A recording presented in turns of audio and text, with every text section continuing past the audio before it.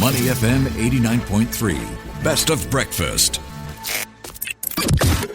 Mind your business, only on Money FM 89.3.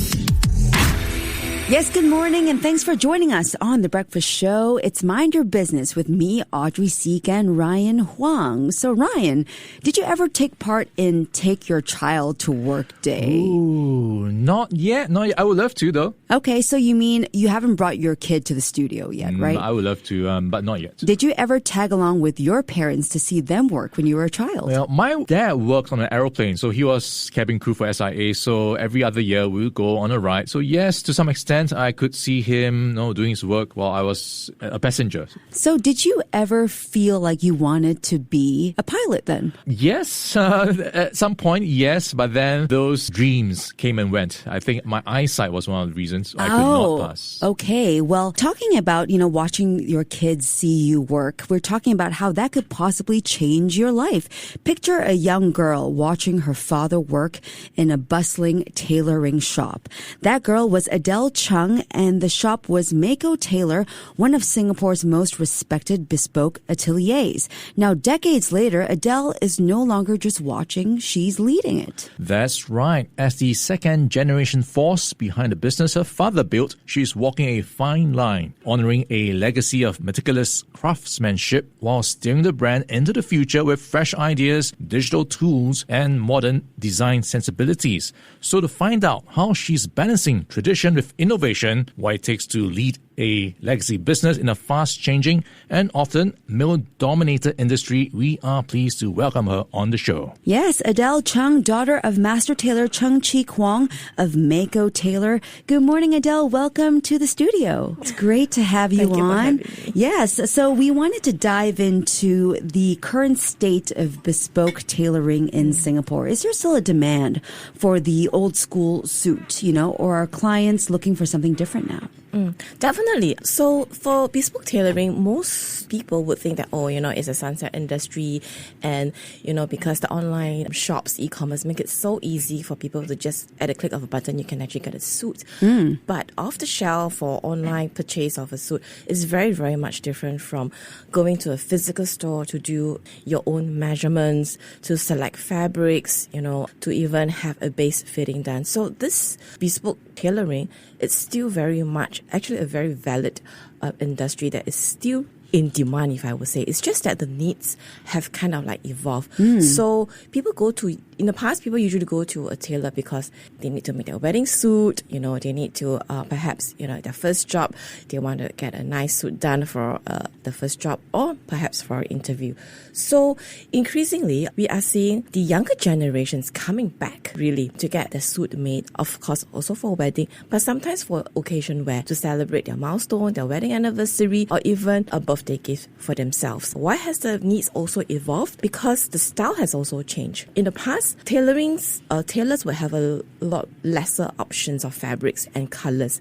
Usually you will have the blacks, the blues, the grays, perhaps also a bit of a texture like the gland plaids, like the checks or stripes. But these days, the fabrics options are a lot more. So because technology in terms of the fabric weaving has also changed, the way that tailors approach our tailoring has also evolved and changed as well. Okay, so new ways of doing things with new materials, Yes. new technology as well. I'm curious now, we talk about bespoke tailoring. So where is that line when we talk about bespoke and, I guess, normal tailoring? Sure, that's a very, very good question, Ryan, and I'm happy to kind of debunk some of the facts.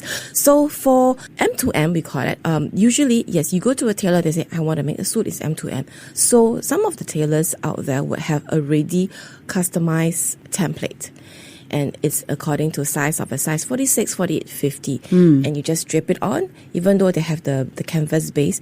And from there, they just nip and tuck. For true bespoke experience, it starts from selection of fabric, colors, to getting your 20 to 25 measurement points. Let's say you're making a whole suit, the top and the bottoms. And then from there, once the fabric is in, my dad will personally do the drafting and the cutting on the actual cloth that you have chosen, and we do a base fitting. So I've brought an example and a dissect of an inner piece of how the suit will actually be processed and made. Okay. So the bespoke process is also a lot of handwork process. And when you come to a tailor, after your measurement is done, the bespoke tailor will actually put this on you. And critically, what will they adjust? They will adjust your shoulder slopiness, they will adjust your belly, they will look at the length of your jacket, also your sleeve, and they will also look at the golden proportion of how your body and your length will actually be proportionalized in sense. Right. So that's where the whole bespoke experience comes in, which is very much different from an M2M. Okay, so you were very kind to bring in some samples we get to see in person. And it's very interesting to know the difference. It sounds like bespoke tailoring is all about starting from scratch and really making it fit the person. Yes. So when you were a little girl, right, your dad, of course, Master Chung, is such a respected name in the industry, and you've had a front row seat to his work since you were a child. What was it like growing up surrounded by this and then taking over this legacy as you get older? Was there a lot of pressure? First of all, I like to also give credit to my mom because it's actually a husband and wife team. Oh. And then now it's a father and daughter's duo. So my parents actually set up this business together as a couple. Of course, yes, I grew up, I'm the first child. So my playground is really the tailor shop. So children play with Barbie dolls, but I play with cloth. But I also dress the Barbie dolls up, but with the cloth, the remnants cloth that I have, in the shop. So when I was young, seriously, don't know much about tailoring, don't know much about cloth. It's just, to me, it's just cloth, and I just, put them together, and they are just like my toys, everyday toy. But as I grow up, because we've changed shops, we've moved places. It did help out a bit in the beginning when I was in my teens, but that's more of customer service. How I see my parents approach customers in terms of, getting them measured, and even giving them consultation of what they should be wearing, what colors they should be wearing, what kind of cut they should be wearing. So perhaps this kind of daily scenes that I see during my childhood days kind of give me a flashback memories when I now step into, to join the family business. So today, my dad still uses the same approach when he, when we have clients come in for consultation. The same question he's asked: what is your need? What is your lifestyle? What are you looking at? We will always say, if you're making for a wedding, would you like to consider something that you can also wear for work? Because tailoring is slow fashion. It is not fast fashion where it's churn. Yeah. Because a piece of suit takes at least 3 full days to make. And it's also that honoring and respecting of the time for every craftsman to put the piece of garment together, and also respect to, the fabric mills to actually mill this piece of fabric together. Yeah. You talked about how, things have been shifting and how tastes have changed. But how have you taken this very traditional kind of craft, and how do you decide what parts of the heritage to keep and which parts to kind of refresh and reinvent? Okay. So because we are very much grounded in terms of, how we make our suits. So all our suits are hand canvas, fully bespoke. And when I joined the family business about 6 years ago, I wanted to put in a taste of Adele in. And I'm very big on sustainability. Yes. So because I played with fabrics from young, right? I'm very big on sustainability, and and I don't like to see wastage. Probably that has also been because influenced by my corporate experience. So I was looking after a lot of sustainable projects. In corporate comms? In corporate comms, yeah, correct. So when I joined the business, one of the things that I wanted to do at the back of my head was to really how I can upcycle fabrics, to create new designs, and to give these fabrics, whether it's dead stocks or surplus luxury fabrics, a new least of life. Because behind the scenes, when you talk about wastage, what actually happens to the fabric cutting? How much are we talking about when it comes to wastage? I'm imagining it's the cutouts from the shapes. Yes. So these are excess from, say, for example, a cutout of a sleeve or entire jackets. So we don't buy excess, we buy just enough. But sometimes there are still remaining fabrics, and these are really, really expensive. So, in our workshop, I have stashed mountains of fabrics. So when I first joined, that was something that I wanted to do, but not almost immediate, because I wanted to clean up the operations and stuff, get myself ready. So I'm an accidental designer, if you may say. Really, I learned on the job. So one of the things that sparked me was to make clothes for myself. And so I started making clothes for myself, jackets, suits that made from excess fabrics that we actually made for our ladies clients. I see. Is it a different label, Uncommon Hem? Yes, it's under a new label which we launched this year, Uncommon Hem. But previously it was still under Meiko because, there's this readiness. I must feel that I'm ready to launch this. So coincidentally, we have a new space at 35A Boat Quay. That is our launch platform, and we launched it recently in June. Looking at the jacket, on the surface, it looks like any other jacket. I can't tell it's from... Okay, so this one, yeah? The one that you're holding right now? The one I'm wearing, yeah, correct. So this is actually my own design, and it's actually like a crop Chanel boucle kind of a jacket. Upcycled? Yes. So one of my clients has actually made this, and there's some fabric left.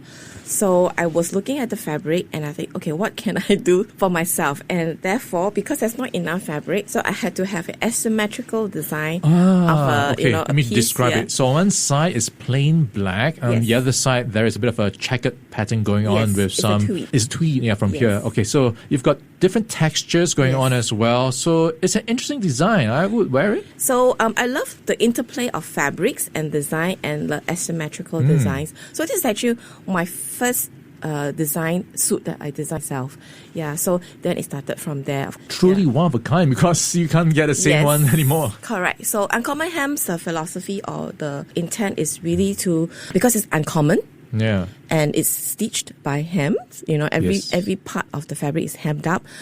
So that's the whole spirit of why I decided to launch this new brand by honoring our tradition of craft making in terms of our suits and also, upcycling fabrics. Yeah, quite a journey for you, coming all the way from that tiny store in Geylang and now having your own label. What have been some of the lessons you picked up along the way that maybe other folks following in your footsteps or sharing similar paths as you could maybe learn from? Lots. But I think one of the key things is to really have that openness to challenge your dad, my dad, and also that openness to receive the wisdom, because after all, they have been in this industry for a long time. That openness also comes with a lot of communications. So we argue a lot, how I find that, sustainable fashion or conscious fashion is the way to go by doing patchworks, So he will come back to me, yeah, but that's like a bagel style. The old traditional thinking. Yeah, but it's like, no, but this is how, we are also saving the environment and give people a new taste of what tailoring can be evolved other than just a piece of cloth. We make it into a very classic 2-piece suit or 3-piece suit, 1 button, 2 buttons. These are very classic and these are still to stay because classic is timeless and tailoring is slow fashion. We need to also break the comfort zone of how we can also educate and follow with the current times of really looking at environmental sustainability. So I had a lot of challenge in terms of convincing my dad that, sometimes we can better use of fabrics and looking at more edgy designs. So it took him a while to understand sustainability. It's an important element to tailoring. All right. A great overview of how far you've come and also how you are tailoring your own way to success. We've been in conversation with Adele Chung. She is the daughter of Master Tailor Chung Kwong of Meiko Tailor. Adele, thank you so much for your time this morning. Thank you. To listen to more great interviews, download our podcasts at audio.sg or download the audio app. That's AWEDIO, audio at the App Store and Google Play.